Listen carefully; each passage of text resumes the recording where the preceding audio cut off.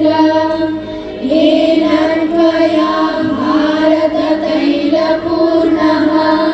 प्रज्वालितो ज्ञानमयः प्रदीपः प्रपन्नपारिजाताय स्तोत्रवेत्रैकपाणये ज्ञानमुद्राय कृष्णाय गीतामृतदुहे नमः।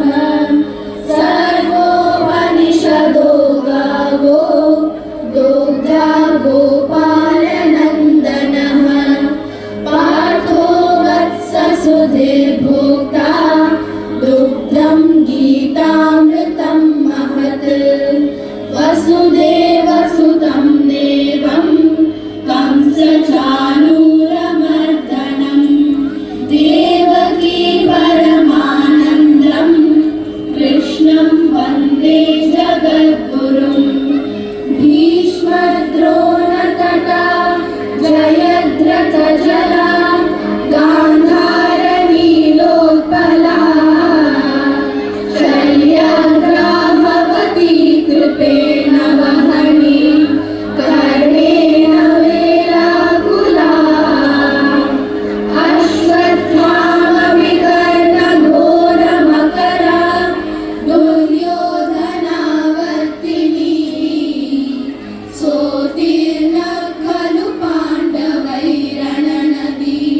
कैवर्तकः केशवः पाराशर्यवचः सरोजममलं गीतार्थगन्धोत्कटम् नानाख्यानककेसरं हरिकथा सम्बोधनाबोधितम्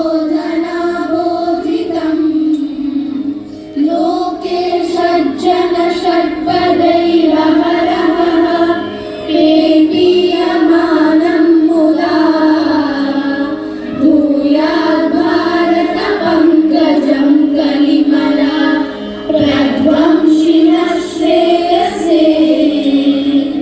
मूकं करोति वाचालं पङ्गुं लङ्घयते गिरिं यत्कृपातमहं वन्दे परमानन्दमाधवम्। यं ब्रह्मा